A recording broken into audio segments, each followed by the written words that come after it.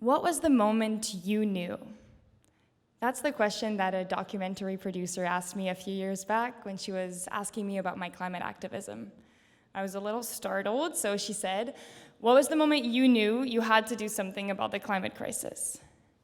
And I wish I had a good answer then. I didn't, I stuttered, the documentary doesn't look good, but I now know that there's no single moment I knew, but there's 4 distinct knowing moments that have led me to the work I do today. And I'm sharing these moments with you today because they're really the best way I've found to lay out both some basic facts about the climate crisis and also share with you how I'm dealing with the feelings that come out of knowing these facts about the climate crisis. I really hope that in hearing my knowing moments, you'll just recall your own knowing moments, and it'll help you step into action if that's not something that you've felt able to do up until now. So I grew up in south of France, near the Mediterranean Sea, and as a teenager, I was really involved in the refugee rights movement. It made sense, we had refugees coming from Syria on the shores, and the government's answer was really inappropriate and inhumane. And at one of our organizing meetings, one of the adults said, "Oh, this is gonna get so much worse with this whole climate change thing." And I wasn't clear on why they were saying that, because I had heard of climate change and I had been told it's an environmental problem, don't worry about it. But I did a bit of my research and I learned in horror at age 14 that climate change was going to lead to immense droughts in some places of the world, intense flooding in others, diseases spreading across continents, crop failure for years on end. Basically, climate change was going to lead to entire places of the world being inhabitable before I would turn 50. And so that realization also made me learn through this learning process that all this upcoming human suffering was preventable by immediate action.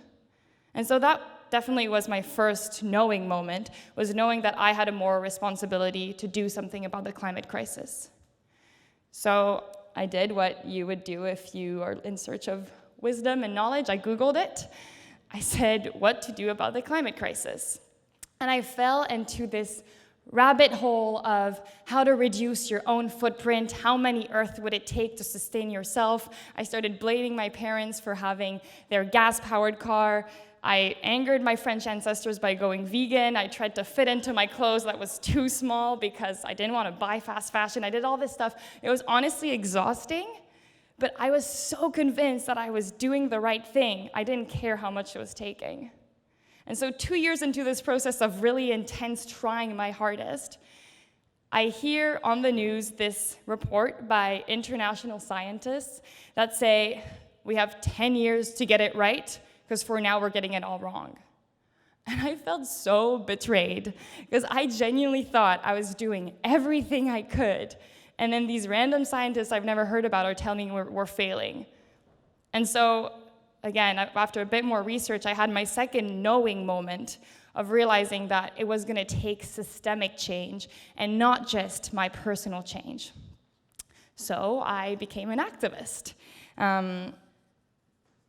Where am I? This realization really didn't scare me. Again, and you might feel it in how I'm telling you about my life, I lived a pretty privileged life. So I genuinely thought, okay, we have a big problem, but because we have solutions, it's all gonna be okay. We have these engineers, they're working on it. I even had professors at university, including indigenous professors, tell me we still have all this wisdom and knowledge, we know how to solve this problem. So I genuinely thought, we just need to raise awareness, let everybody know there's a problem going on, and within a few years, we'll have it solved. I was very optimistic at that time.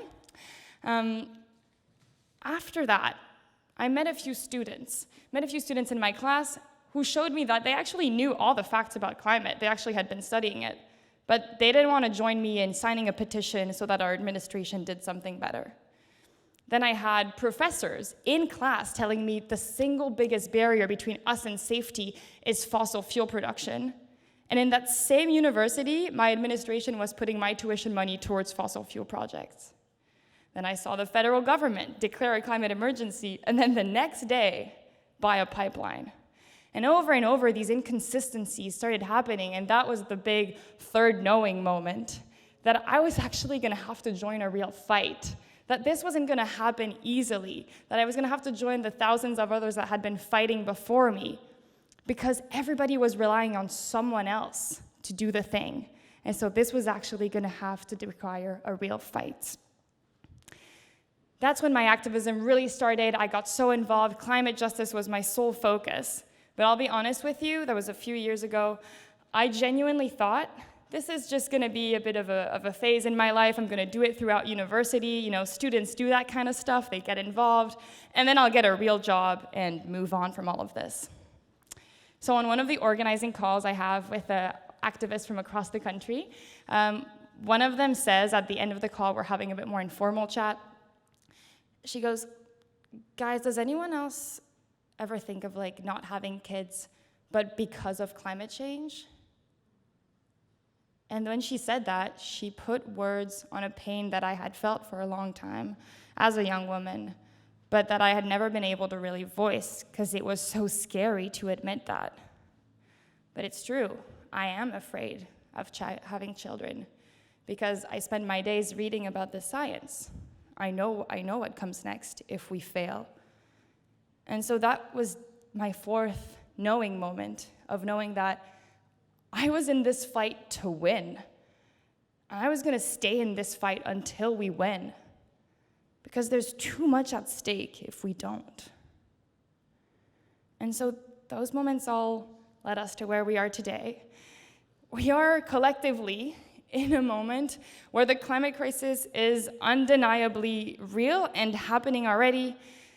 Our friends, family on the East Coast have experienced it with Hurricane Fiona. Our friends in BC tell us all the time they're breaking record high temperatures every year and every month of every year. We're also in a moment where honestly we're not on track. All scientific measures are telling us we are failing. The disruption we're seeing right now is when we experience 1 degree of warming, we're on track for 3 or 4 degrees of warming. We know that we're pretty much failing.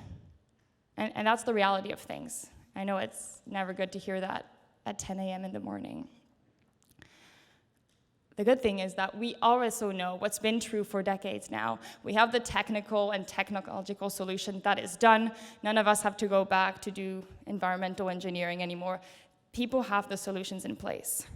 So this makes this moment so special, and it makes me so excited to share that with you. We are at a crucial moment where the only thing standing between us and safety is the fact that our politicians currently lack the courage to ditch the status quo and embrace the transformative change we need. And there's actually something we can do about that. And you'll have guessed it, my belief is that one way to address this gap is to make sure a lot of people have profound knowing moments so they find their role in this whole fight.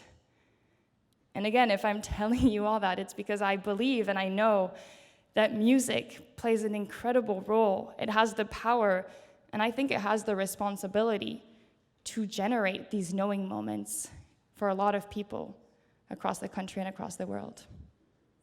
So thank you for your attention.